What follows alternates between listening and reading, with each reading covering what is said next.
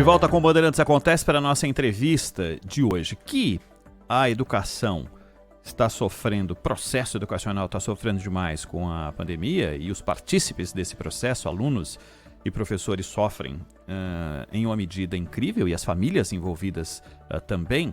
Tudo isso a gente já sabia, o ensino à distância, a dificuldade de acesso remoto para crianças, a dificuldade de se ter conexão de banda larga, ter equipamento para isso, casas que tinham um celular ou nenhum celular para que 3, 4 crianças tivessem acesso a uma aula à distância. Tudo que foi apresentado ao longo da pandemia como solução acabou sendo solução para poucos, e numa medida que a Unicef revela insatisfatória.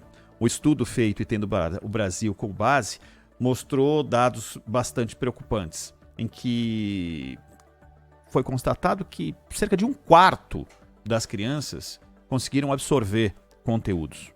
Os outros 75% não absorveram esse conteúdo. Dificuldades para uma década no aprendizado de matemática e língua portuguesa. E uma constatação que é alarmante: cerca de 10% dos alunos jamais voltarão a uma sala de aula. Nós vamos conversar no Acontece com Mozar Neves Ramos, que é educador, professor e que sempre nos atende com uma super gentileza aqui na Rádio Bandeirantes. Professor Mozar, como vai? Boa tarde. Boa tarde, uma alegria enorme estar falando mais uma vez para vocês de um tema tão relevante que tem merecido, na minha opinião, pouca atenção em relação à gravidade do problema. Professor, quando a gente fala de 10 anos perdidos, esse número era mais ou menos aquilo que vem sendo falado. Só que agora vão surgindo pequenos requintes, né, no aprendizado de matemática e língua portuguesa. E esse número que me deixou estupefato quando traz à tona uma possibilidade de que crianças simplesmente jamais voltem a pisar numa sala de aula.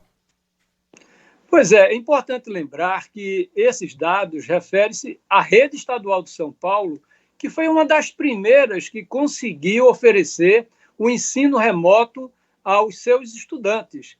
Agora imagine você, meus caros ouvintes da Rádio Bandeirantes, né, do Bandeirantes Acontece, aquelas crianças, principalmente de municípios nordestinos, que não tiveram nenhuma atividade escolar durante 3 semestres letivos, porque não tiveram acesso à banda larga, à internet, ou seja, não teve conectividade digital para fazer o ensino remoto.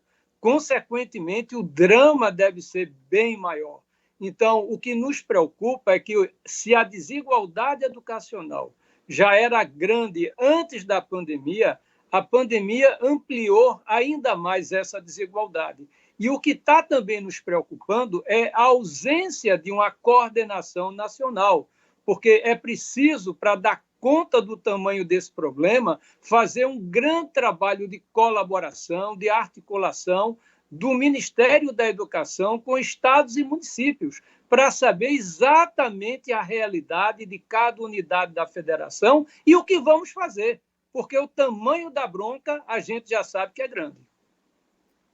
Professor, esses 10 anos e esse quadro todo que o Ronald relatou, inclusive com crianças que simplesmente não voltarão mais à escola, crianças e adolescentes. E o senhor acaba de frisar, esse é um cenário em São Paulo, então há situações ainda mais graves em outros lugares do Brasil. Esse quadro que vocês desenharam agora, ele é irreversível, ele está dado e a questão agora é como evitar que ele se agrave ainda mais, ou é possível reverter essa situação, mudar essa situação e encontrar uma solução rápida e eficiente? Como dizia Ariano Suassuna, eu sou um realista esperançoso, né? Eu entendo que a realidade atual é extremamente grave. Entretanto, se houver um trabalho colaborativo, né, de tal maneira que a gente possa fazer um diagnóstico mais claro de cada unidade da federação, de cada estado, dos municípios, e o que vamos fazer para reverter, eu acho que a gente pode recuperar boa parte dessa situação. Por que eu acho que isso é importante? Eu acho que a gente tem aí uma janela de oportunidade que a Covid nos trouxe. Porque a gente vai precisar entender que a escola do futuro, e o futuro chegou, não pode ser unicamente, exclusivamente baseado em conteúdos. Para poder reverter essa situação, em primeiro lugar, a gente vai ter que ter colaboração, planejamento e foco nas aprendizagens essenciais. E, para isso, o Brasil tem a Base Nacional Comum Curricular. Um segundo aspecto muito importante, para trazer as crianças e os jovens de volta à escola, eu particularmente me preocupo com a juventude. Ela foi muito mais pressionada a deixar a escola para poder exatamente complementar a renda familiar. Vamos precisar fazer o que alguns estados já vêm fazendo, que é um trabalho de busca ativa associado a um trabalho assistencial do ponto de vista de apoio financeiro a essas famílias. Né? Então, a busca ativa associada a um programa de busca de recursos financeiros, uma bolsa social para esse jovem, é muito importante.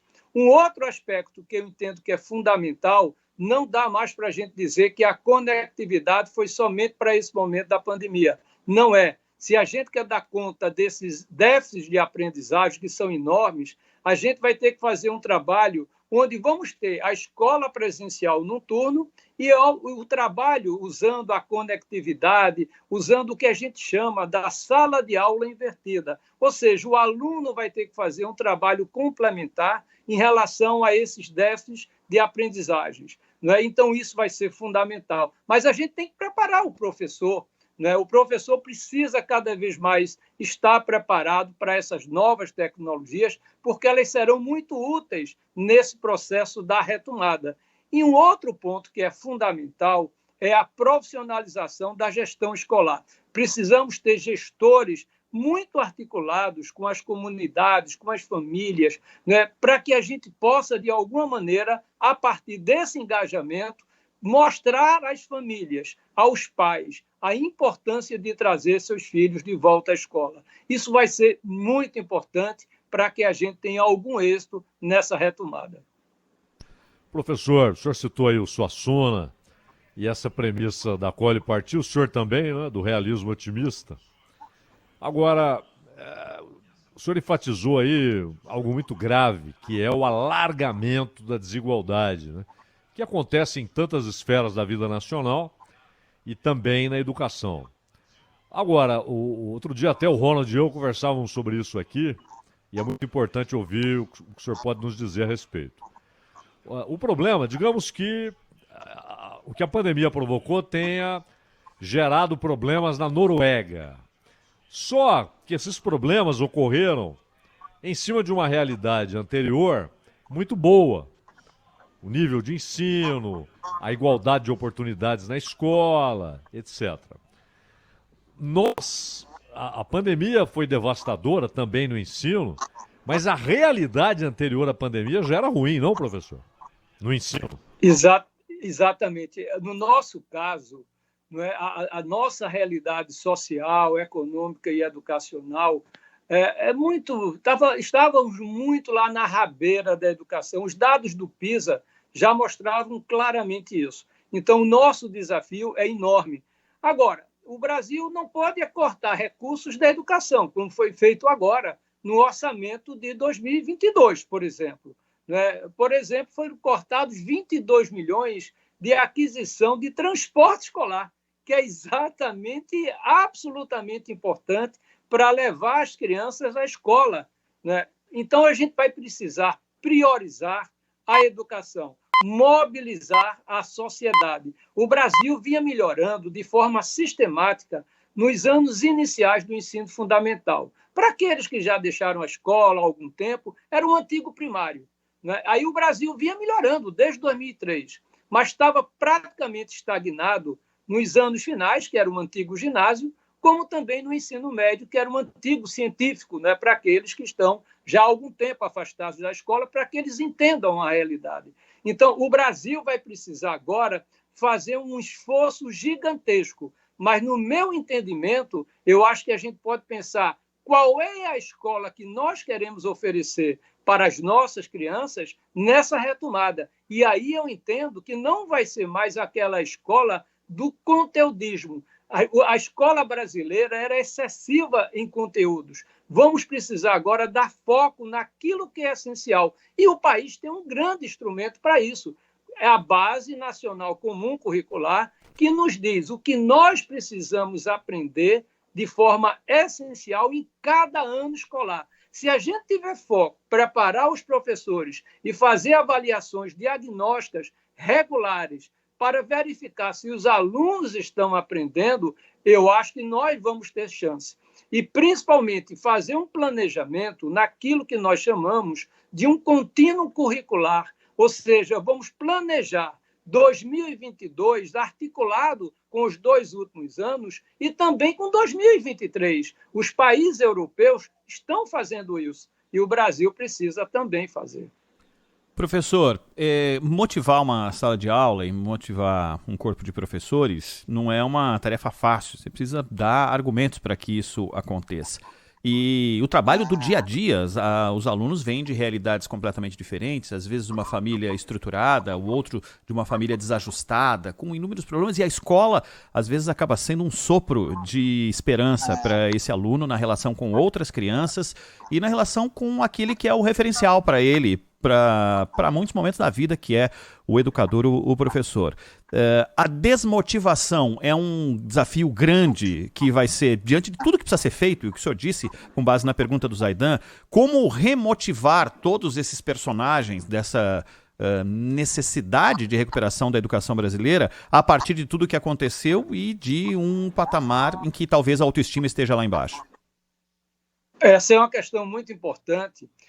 Antes mesmo da pandemia, a OCDE, que é a Organização para a Cooperação e Desenvolvimento Econômico, que é responsável pela aplicação do PISA, que é esse programa de avaliação dos estudantes aos 15 anos de idade, tem trazido a motivação como grande elemento articulador nesse processo de ensino-aprendizagem. Por isso que eu entendo que o papel dos gestores escolares, dos diretores das escolas, trazendo as famílias e elaborando junto com elas um plano com base em competências socioemocionais, ou seja, que possa promover um engajamento, que possa promover a empatia, a resiliência. Precisamos, como nunca, trazer para a escola as competências socioemocionais, desenvolvê-las, ou seja, ter um programa associado a desenvolvimento de competências socioemocionais. E isso, por exemplo, o Instituto Ayrton Senna, do qual eu fui diretor por 6 anos, vem fazendo isso de maneira muito ativa e eficiente com muitos municípios brasileiros, né, ajudando-os nesse processo da retomada, através da motivação, através do engajamento, porque isso vai ser fundamental. Né? Vamos ter que trabalhar com esses 2 braços. Né? O braço da escola tradicional, dos conteúdos, vendo aquilo que é essencial e não aquilo que nós costumeiramente costumávamos, né, ensinar, excesso de conteúdo. Vamos qualificar os conteúdos e vamos agora trazer essas habilidades tão importantes para viver no século XXI, como as socioemocionais, no processo curricular. Eu entendo que isso vai ser muito importante para a motivação nesse momento da retomada, né, da escola. Não é? Porque eu diria que mesmo em 2021, nós iniciamos de forma tímida ainda no segundo semestre de 2021, agora nós esperamos com mais força, com as crianças sendo vacinadas, os jovens quase que na sua totalidade vacinados, professores vacinados, a gente começa para valer o ensino presencial, não dá mais para a gente afastar as nossas crianças da escola, porque a questão do equilíbrio socioemocional, né, é muito importante para o futuro delas, não só no campo da educação, mas no campo da inter-relação social e no seu próprio desempenho enquanto uma criança que um dia vai precisar exercer a cidadania.